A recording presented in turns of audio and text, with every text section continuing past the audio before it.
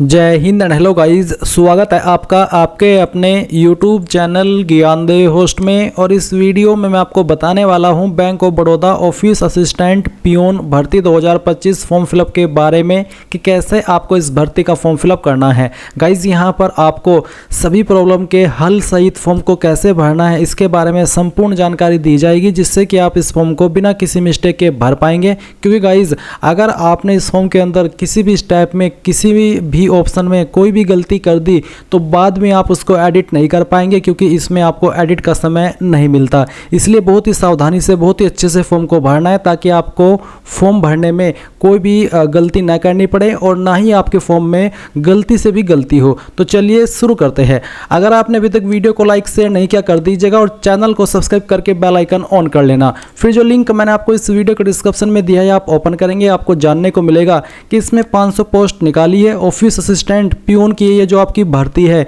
ये आपकी रेगुलर यानी कि परमानेंट भर्ती है, जिसका मतलब होता है कि अगर आप एक बार सिलेक्ट हो गए तो आपको 60 ईयर तक सेवा देने का मौका मिलेगा। और अगर जो प्रोफाइल की बात करें तो आपको पता ही है कि पियून की पोस्ट पर क्या काम करना होता है। 10वीं पास कैंडिडेट अप्लाई कर सकते हैं, ऑल इंडिया से कर सकते हैं। एज लिमिट 18 से 26 साल के बीच रखी गई है। सैलरी आप में से बहुत सारे कैंडिडेट पूछ रहे थे, तो आपको बता दो कि 37,815 रुपये पर मंथ मिलने वाली है। बात करें फीस की तो जनरल ओबीसी डब्ल्यूएस को 600 रुपये, एससी एसटी पीएच फीमेल को 100 रुपये। साथ ही जो टैक्सेस लगते हैं वो भी आपको यहाँ पर देने होंगे। 23 मई 2025 तक आप फॉर्म को भर सकते हैं। किस स्टेट के लिए कितनी वैकेंसी किस कैटेगरी में है उसकी जानकारी आप इस टेबल में देख सकते हैं। फिर मैं आपको बता दूं कि इसका जो सिलेबस है और जो एग्जाम पैटर्न है उसको लेकर के मैंने एक स्पेशल वीडियो बनाई हुई है, आप यहाँ पर ये वीडियो देख सकते हैं अगर आपको इसके बारे में एग्जाम पैटर्न के सिलेबस की जानकारी जाननी है। अब ये सभी इन्फॉर्मेशन चेक करने के बाद अगर आप इसमें एलिजिबल है और आपका मन है अप्लाई करने का, तो आप इंपोर्टेंट लिंक के सेक्शन में आएंगे और अप्लाई ऑनलाइन लिंक ओपन करेंगे। नाउ गाइज आपके सामने वेबसाइट आ जाएगी और यहां पर आ जाने के बाद में आपको click here for new registration इसके ऊपर क्लिक करना है। अब गाइज यहां पर आपके सामने कुछ ऐसा इंटरफेस आएगा। तो सबसे पहले आपको आपकी बेसिक इन्फॉर्मेशन फिल करनी है। तो जो भी आपका फर्स्ट नेम है 10th के सर्टिफिकेट के अकॉर्डिंग वो आप यहां पर एंटर करेंगे। फिर आपको फर्स्ट नेम को दोबारा डाल करके वेरीफाई करना है। उसके बाद में आप यहां पर आपका मिडिल नेम डालेंगे। मिडिल नेम नहीं है तो आप खाली छोड़ दीजिएगा। फिर जो भी आपका लास्ट नेम है वो लास्ट नेम आप यहां पर एंटर करेंगे और लास्ट नेम को दोबारा डाल करके वेरीफाई कर देंगे। फिर आप आपका मोबाइल नंबर डालेंगे जो कि आप रजिस्टर करना चाहते हैं और इस नंबर को दोबारा डाल करके वेरीफाई कर देंगे। फिर इसके बाद अगर आप कोई अल्टरनेटिव नंबर देना चाहते हैं वो आप यहां पर अल्टरनेटिव नंबर के अंदर दे सकते हैं और आप चाहे तो इस ऑप्शन को खाली भी छोड़ सकते हैं। फिर आपको ईमेल आईडी में आपकी ईमेल में @ से पहले जो भी आता है वो यहां पर टाइप करना है। उसके बाद में डोमेन नेम के ऊपर क्लिक करके सिलेक्ट करना कि किस डोमेन पर है। जैसे कि मेरी ईमेल gmail.com पर है तो मैं यहां से सिलेक्ट कर लेता हूं। इसके बाद गाइज आप यहां पर आपकी ईमेल आईडी डालेंगे, यानी कि इसको दोबारा डाल करके आपको यहां पर कंफर्म करना है। और अब यहां पर आपको कोई डोमेन नेम सेलेक्ट करने की आवश्यकता नहीं है, पूरी ईमेल आईडी आप यहां पर डाल देंगे। एंड देन आप ये सिक्योरिटी कोड फिल करेंगे, सभी जानकारी चेक करेंगे, क्योंकि बाद में आपको इनमें से कोई भी जानकारी एडिट करने का मौका नहीं मिलेगा। और इसलिए अच्छे से आपको वेरीफाई करते हुए आपको सेव एंड नेक्स्ट के ऊपर क्लिक करना है। अब गाइज आप यहां पर डिस्प्ले के ऊपर देखेंगे कि आपका जो रजिस्ट्रेशन है वो हो चुका है और आपको रजिस्ट्रेशन नंबर एंड पासवर्ड की जानकारी डिस्प्ले के ऊपर दिखाई जाएगी। इसके अलावा आपको ईमेल और मैसेज के माध्यम से भी सेंड कर दी गई है। तो आप यहां से स्क्रीनशॉट ले लीजिएगा ताकि आपके पास ये जानकारी सेव रहे। अब यहां पर आने के बाद में आपको इसमें फोटोग्राफ और सिग्नेचर अपलोड करना है। उसकी जो गाइडलाइंस है वो आप यहां पर देख लीजिए। ये आपको किस तरीके से अपना फोटो बनाना है, उसका साइज क्या रखना है। साइज बेसिकली 20 से 50 के भी और डायमेंशन जो आपको प्रीफेयर किया है वो है आपका 200 × 230 पिक्सल। इसके अलावा सिग्नेचर का आप यहाँ पर देख सकते हैं साइज 10 से 20 के भी। फिर आप यहाँ पर इसमें जो बाकी इंस्ट्रक्शंस है वो भी चेक कर लीजिएगा। अब यहाँ पर आप जहाँ से फॉर्म भर रहे हैं इस वेबसाइट के ऊपर आएंगे और अपना जो फोटो है वो अपलोड करेंगे। इसमें बेसिकली आपको बोला है कि photo should be clearly visible in the, ये जो बॉक्स है इसके बॉक्स के अंदर आपको अच्छे से शो होना चाहिए। तो आप चूज फाइल के ऊपर क्लिक कीजिए और जहाँ पर भी आपकी फोटो फाइल है वो आपको सिलेक्ट कर लेनी है। तो चलिए मैं आपको यहाँ पर अपनी एक फाइल डेमो के लिए अपलोड करके दिखाता हूँ। ये फाइल सिलेक्ट करता हूँ, ओपन करता हूँ, इस तरह से आपकी फाइल यहाँ पर आ जाएगी। इसके बाद आप यहाँ पर देखेंगे capture photo using web camera, यानी कि आपको एक लाइव फोटो भी यहाँ पर इसमें कैप्चर करना है। अगर आप मोबाइल से इसको फॉर्म को भर रहे हैं तो आप यहाँ पर ये कोड को स्कैन करके मोबाइल से भी अपना फोटो ले सकते हैं। तो आप कैप्चर फोटो इसके ऊपर क्लिक कीजिए और अपना फोटो कैप्चर कर लीजिए। फोटो कैप्चर हो जाने के बाद में आपका फोटो यहाँ पर कैप्चर हुआ इस तरह से आएगा। आप इसके नीचे टिक कर दीजिएगा और फिर आपको यहाँ पर जो आपका सिग्नेचर है वो भी अपलोड करना है। जैसे कि मैंने आपको बताया था कि सिग्नेचर का साइज 10 से 20 KB के बीच में रहना चाहिए। तो आप यहाँ पर साइन फाइल सेलेक्ट करेंगे, इसके बाद में आप यहाँ पर इसके ऊपर टिक करेंगे और नेक्स्ट के ऊपर क्लिक कर देंगे। नेक्स्ट के ऊपर क्लिक करने के बाद यहाँ पर आपके सामने क्वालिफिकेशन, एक्सपीरियंस एंड लैंग्वेजेस की जानकारी आएगी, बट उसके पहले आपको यहाँ पर आपकी ये बेसिक डिटेल्स देनी है। तो vacancies of state UT you are applying for, कौन सी स्टेट के लिए आप अप्लाई कर रहे हैं वो स्टेट आपको यहाँ पर सेलेक्ट कर लेनी है। ध्यान दीजिए यहाँ पर जिस स्टेट में आप अप्लाई कर रहे हैं उस स्टेट की लोकल लैंग्वेज आपको आनी चाहिए। और ये जो सवाल है नीचे ये उसी से संबंधित है। आपको बोला है कि proficiency in the official language of the state union territory, candidate should be able to read, write and speak in the official language of the state. यानी कि जिस भी स्टेट में आप अप्लाई कर रहे हैं उस स्टेट की जो ऑफिशियल लैंग्वेज है वो आपको लिखनी, पढ़नी और बोलनी आनी चाहिए। तो आप जो भी स्टेट सेलेक्ट की है उसकी जो ऑफिशियल लैंग्वेज है वो आपको यहाँ पर विकल्प में देखने को मिलेगी। तो आपको बताना है कि इनमें से आपको कौन सी लैंग्वेज लिखनी, पढ़नी और बोलनी आती है। तो चलिए मैं यहाँ पर हिंदी सेलेक्ट कर लेता हूँ। अब आती है कैटेगरी। तो जो भी आपकी कास्ट कैटेगरी है जैसे कि general, EWS, OBC, SC, ST जो भी है वही आप यहाँ पर टिक कर दीजिएगा। फिर यहाँ पर है कि क्या विकलांग है और आपकी विकलांगता 40% या उससे ज़्यादा है। अगर आप ऐसे कैंडिडेट है तो यस करिए, नहीं तो आपको नो करना है। जो कैंडिडेट विकलांग है और इसमें यस करेंगे तो फिर उनको बाकी के सवालों का आंसर करना है।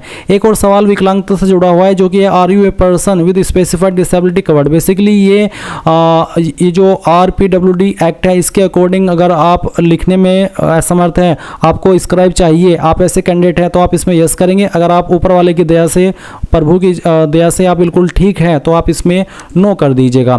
फिर नीचे आएंगे, आपसे आपका रिलीजन पूछे तो जो भी आपका रिलीजन है वो आप सिलेक्ट कर लेंगे। फिर पूछे कि क्या आप रिलीजियस माइनॉरिटी कम्युनिटी से बिलोंग करते हैं। अगर हाँ तो यस, नहीं तो आप नो करेंगे। क्या आप एक्स सर्विसमैन है, अगर आप है तो यस करिएगा, नहीं तो आपको नो करना होगा। फिर आपसे पूछे कि क्या आप एक डिसेबल्ड एक्स सर्विसमैन है, अगर आप है तो यस, नहीं तो आपको नो करना है। इसके बाद में आप यहाँ पर देखेंगे नीचे एक सवाल है जो कि आंसर करना है कि are you a dependent of serviceman in killed in action, यानी कि आप एक DXS कैंडिडेट है। अगर हाँ तो यस, नहीं तो आपको नो करना है। अगर आप बिल्कुल फ्रेशर हैं, बिल्कुल ठीक है तो आप इसमें नो कर दीजिएगा। फिर एक और सवाल है कि are you seeking relaxation under widow divorced women legally separated from their husband, यानी कि क्या आप एक ऐसे कैंडिडेट है जो कि डाइवोर्स्ड है और उसको जो छूट मिलती है इनके तहत में, क्या आप उस छूट को चाहते हैं। अगर आप ऐसे कैंडिडेट है तो आप यस करिएगा, नहीं तो आपको नो कर देना है। नेशनलिटी के अंदर आप यहाँ पर इंडियन सेलेक्ट कर लेंगे। सेंटर ऑफ एग्जामिनेशन के अंदर आपको यहाँ पर बताना है कि आप इनमें से किस लोकेशन में अपना एग्जाम सेंटर रखना चाहते हैं।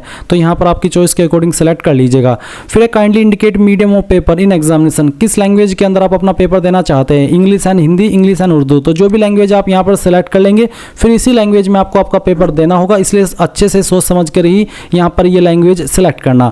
अब आपको आपकी डेट ऑफ बर्थ बतानी है। पहले डेट सेलेक्ट कीजिए, फिर यहाँ पर आपका मंथ और उसके बाद में जो भी आपका ईयर है वो आप यहाँ पर सेलेक्ट कर लीजिएगा। गाइज मैं आपको बता दूँ कि बीते कल मेरा बर्थडे था, वैसे ही बता रहा हूँ क्योंकि आप यहाँ पर देख सकते हैं 2 मई और जो ईयर है बर्थ का वो भी यहाँ पर मेंशन है। इसके बाद गाइज आप यहाँ पर देखेंगे जेंडर, तो जो भी आपका जेंडर है वो आप सिलेक्ट कर लीजिएगा। फिर आपसे पूछेगी क्या आप जुड़वा भाई बहन है। अगर आप जुड़वा भाई बहन है तो यस, नहीं तो आप नो कर दीजिए। अगर आप है तो यस करने के बाद में आपको आपके जुड़वा का नाम भी बताना होगा और उसका जेंडर भी बताना होगा। फिर मैरिटल स्टेटस, जो भी आपका स्टेटस है वो आप यहाँ पर सिलेक्ट कर लीजिएगा। इसके बाद गाइज यहाँ पर जो भी आपका फादर नेम है वो भी आपको 10th के सर्टिफिकेट के अकॉर्डिंग यहाँ पर एंटर करना है। एंड देन जो आपकी माता जी है उसका नाम आप यहाँ पर डालेंगे। फिर आता है एड्रेस फॉर कोरेस्पोंडेंस, यानी कि जो आपका प्रेजेंट एड्रेस है वो आपको यहाँ पर फिल करना है। आप लाइन 1, 2, 3 के अंदर अपना एड्रेस भरिएगा और कोई भी स्पेशल कैरेक्टर यानी कि कॉमा स्लैश का इस्तेमाल नहीं करना, क्योंकि अगर आप ऐसा करेंगे तो एरर आता रहेगा। तो आप यहाँ पर अपना एड्रेस डालिए। फिर उसके बाद में जो आपकी डिस्ट्रिक्ट है वो डिस्ट्रिक्ट आपको यहाँ पर एंटर कर देनी है। ये एंटर करने के बाद में आप यहाँ पर आपकी स्टेट सेलेक्ट कर लेंगे और फिर जो भी आपका पिन कोड है वो आपको यहाँ पर डाल देना है। अब अगर आपका प्रेजेंट एड्रेस और परमानेंट एड्रेस सेम है तो आप इसके ऊपर टिक कर दीजिएगा। अगर अलग है तो अनटिक करके नीचे अपना परमानेंट एड्रेस भर दीजिएगा। फिर choose the address for GST invoicing, यानी कि किस एड्रेस के ऊपर आप अपनी एप्लीकेशन फीस की जो स्लिप है वो भेजना चाहते हैं या भिजवाना चाहते हैं वो आप यहाँ पर सिलेक्ट कर लेंगे। फिर आप नीचे आएंगे और सेव एंड नेक्स्ट के ऊपर क्लिक करेंगे। अब आपके सामने यहाँ पर क्वालिफिकेशन, एक्सपीरियंस और लैंग्वेजेस का सेक्शन आ चुका है। तो गाइज यहाँ पर आप आएंगे और सबसे पहले 10वीं की इन्फॉर्मेशन भरेंगे। 10वीं आपने किस डेट में पास की है वो डेट आपको यहाँ पर सिलेक्ट करनी होगी इस तरह से, जैसे कि मैं आपको सिलेक्ट करके दिखा रहा हूँ। ये सिलेक्ट करने के बाद में आपको आपकी परसेंटेज बतानी है। अगर आपके नंबर CGPA के अंदर है तो आप उनको परसेंटेज में कन्वर्ट करके यहाँ पर फिल करेंगे। क्लास आपकी क्या थी, फर्स्ट, सेकंड या फिर पास। जिनके 60+ परसेंटेज होते हैं वो फर्स्ट क्लास में आते हैं, और जिनके 45 से लेकर के 59 के बीच में रहते हैं वो सेकंड, और जिनके 33 से लेकर के 45 के बीच में रहते हैं वो पास क्लास में आते हैं। अब आती है 12वीं की इन्फॉर्मेशन। अगर आपने 12वीं की है तो आपको यहाँ पर 12वीं की जानकारी दे देनी है, नहीं की है तो आप इसको खाली छोड़ सकते हैं, क्योंकि अप्लाई करने के लिए इस पोस्ट पर कंपलसरी रूप में 10वीं ही मांगी है। तो अगर आप 12वीं की इन्फॉर्मेशन भरे तो आपको बताना कि आपने किस स्ट्रीम में की है। मैंने फिजिक्स, केमिस्ट्री, मैथ यानी कि PCM से की है, तो मैंने यहाँ पर लिख दिया। और आप यहाँ पर स्ट्रीम में चाहे तो साइंस, आर्ट्स, कॉमर्स इस तरह से भी भर सकते हैं। फिर आपको बताने कि कब आपने क्वालिफिकेशन आपकी पास कर ली थी, वो आपको यहाँ पर इस तरह से सिलेक्ट कर लेना है। फिर उसके बाद में आपकी परसेंटेज एंड देन आपकी क्लास क्या आती है वो आप सिलेक्ट कर लीजिएगा। अगर आपने ग्रेजुएशन की है तो उसकी जानकारी भी सेम तरीके से भर सकते हैं, जहाँ पर आपको डिग्री के अंदर आपको आपकी क्वालिफिकेशन मेंशन करनी है, जैसे कि BA, BSc, BCom जो भी है। फिर किस यूनिवर्सिटी से की है उसका नाम देंगे, डेट ऑफ पासिंग, आपकी परसेंटेज और आपकी क्लास। इसके बाद आता है are you proficient in local language, reading, writing and speaking, यानी कि जो आपकी लोकल लैंग्वेज है आपकी स्टेट की, क्या वो आपको अच्छे से लिखनी, पढ़नी और बोलनी आती है, तो आप इसमें यस कर दीजिए कि हाँ आती है। फिर है वर्क एक्सपीरियंस, तो इसमें अप्लाई करने के लिए कोई एक्सपीरियंस कंपलसरी रूप में नहीं मांगा, तो आप इसको खाली छोड़ दीजिए, आपको भरने की आवश्यकता नहीं है। फिर एक सवाल है कि whether desirous of availing pre exam training only for SC ST OBC विकलांग, यानी कि जो प्री एग्जाम ट्रेनिंग मिलती है SC ST OBC और विकलांग को, क्या आप वो लेने के लिए इच्छुक हैं, आपका मन है लेने का, आप यहाँ पर यस नो कर दीजिए, आपकी मर्जी है। इसमें आपसे आपके फॉर्म के ऊपर कोई प्रभाव नहीं पड़ेगा, और ऐसा भी नहीं है कि आपने यस कर दिया तो आपको लेनी ही है, आपकी मर्जी, आप बाद में लेना चाहे ले सकते हैं, नहीं तो आप मत ना भी ले, ये आपकी चॉइस है। फिर लैंग्वेज नोन, जो भी आपकी स्टेट की लोकल लैंग्वेज है वो यहाँ पर आपको कंपलसरी वाले ऑप्शन में देखने को मिलेगी, जिसको आप एडिट नहीं कर सकते। तो आपको बताना कि मुझे पढ़नी आती है, लिखनी आती है और बोलनी आती है। इसके बाद में जो आपको सेकंड लैंग्वेज आती है वो चाहे कोई सी भी हो सकती है, वो आपकी उर्दू भी हो सकती है, वो आपकी इंग्लिश भी हो सकती है। तो जो भी आपको सेकंड लैंग्वेज आती है उसका स्टेटस भी आपको इस तरह से यहाँ पर बताना है। फिर अगर आपको कोई तीसरी लैंग्वेज आती है वो भी आप यहाँ पर लिख करके बता सकते हैं, वो लैंग्वेज आपकी कोई सी भी हो सकती है, इंडियन लैंग्वेज, वो आपको इस तरह से लिख करके बतानी है। और फिर नीचे आप सेव एंड नेक्स्ट के ऊपर क्लिक करेंगे तो ये जानकारी आपकी सेव हो जाएगी। अब आपके सामने आपके फॉर्म का प्रीव्यू आ चुका है। जो भी जानकारी आपने शुरू से लेकर अभी तक भरी है वो आपके सामने है, सभी जानकारी चेक कर ले, और जब आपको लगे कि सभी जानकारी सही है तो ही आप आई एग्री के ऊपर क्लिक करें, नहीं तो आपको बैक के ऊपर क्लिक करके उस जानकारी को सही कर लेना है। क्योंकि जैसे कि मैंने आपको शुरू में भी कहा था कि आपको ये फॉर्म बाद में एडिट करने का मौका नहीं मिलेगा, इसलिए एक एक स्पेलिंग बहुत ही अच्छे से चेक करके बिना किसी जल्दबाजी के यहाँ पर कंप्लीट रजिस्ट्रेशन इसके ऊपर क्लिक करके ओके करना है, और एक बार फिर से ओके कर देना है। अब आप यहाँ पर कुछ डॉक्यूमेंट्स भी अपलोड करेंगे। पहला है आपका DOB प्रूफ, जिसमें कि आप 10th का मार्कशीट अपलोड या फिर जो आपका सर्टिफिकेट है वो अपलोड करेंगे, जहाँ पर आपकी DOB लिखी हो। इसको आप PDF के फॉर्मेट में अपलोड करेंगे। अगर ये इमेज में है तो आप इसको PDF में कैसे बनाएंगे वो जान लीजिए। गूगल के अंदर आइए और सर्च कीजिए इमेज टू PDF। ये जो पहले वाली वेबसाइट है ये आपको ओपन कर लेनी है, और जो आपका 10th का सर्टिफिकेट है जिसमें कि आपकी DOB मेंशन है वो सर्टिफिकेट आपको यहाँ पर सिलेक्ट कर लेना है। इसके बाद में आप इसको ओपन करेंगे, कन्वर्ट टू PDF कर देंगे, ये फाइल आपकी PDF के रूप में कन्वर्ट हो जाएगी। डाउनलोड PDF के ऊपर क्लिक करके इसको डाउनलोड कर लेंगे। इसके बाद में चूज फाइल के ऊपर क्लिक करेंगे, और जहाँ पर आपकी ये फाइल अभी आपने डाउनलोड किया इसको सेलेक्ट करेंगे और ओपन कर देंगे।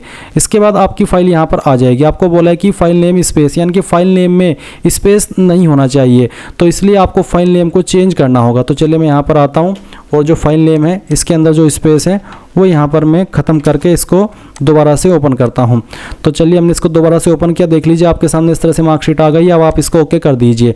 अब आप यहाँ पर एजुकेशनल सर्टिफिकेट में रिलेवेंट मार्कशीट सर्टिफिकेट अपलोड करेंगे, और साथ ही all educational certificate should be scanned in single PDF, यानी कि जो भी आपके सर्टिफिकेट है, चाहे वो आपके 10वीं की मार्कशीट है, सर्टिफिकेट है, अगर अलग अलग है तो अलग अलग, 12वीं का मार्कशीट सर्टिफिकेट है, या फिर जो भी क्वालिफिकेशन की जानकारी आपने भरी है, जो भी आपके सर्टिफिकेट है वो आपको सिंगल PDF के रूप में अपलोड करना होगा। आप इसी वेबसाइट का इस्तेमाल करके जो भी आपकी फाइल है, 10वीं 12वीं की मार्कशीट है, वो आपको यहाँ पर सभी सिलेक्ट कर लेनी है। इस तरह से 3-4 सर्टिफिकेट जो भी है आपके वो आप सिलेक्ट कर लीजिएगा, ओपन कीजिएगा, फिर कन्वर्ट टू PDF कीजिएगा। मैं आपको डेमो के लिए करके दिखा रहा हूँ, और फिर डाउनलोड PDF के ऊपर क्लिक करके आप इसको डाउनलोड कर लेंगे, एंड देन फिर आप यहाँ पर आएंगे और इस फाइल को भी इस तरह से सिलेक्ट कर लेंगे। देन गाइज आप यहाँ पर देखेंगे कास्ट कैटेगरी सर्टिफिकेट, यानी कि जो आपका कास्ट सर्टिफिकेट है वो आपको अपलोड करना है, और ये आपका सेंट्रल का होना चाहिए, क्योंकि ये आपकी जो वैकेंसी है बैंक ऑफ बड़ौदा की सेंट्रल के अंतर्गत रखी गई है। तो आपका जो कास्ट कैटेगरी सर्टिफिकेट है वो आप यहाँ पर अपलोड करेंगे। इसको भी आपको PDF के रूप में ही अपलोड करना है। इसके बाद गाइज आप यहाँ पर सिक्योरिटी कोड डालेंगे और सेव एंड नेक्स्ट के ऊपर क्लिक करके यहाँ से ओके कर देंगे। ओके करने के बाद में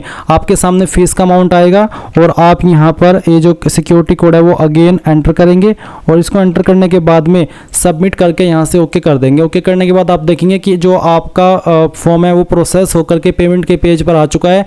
जब तक आप फीस पे नहीं करेंगे तब तक आपका फॉर्म फाइनल सबमिट नहीं माना जाएगा।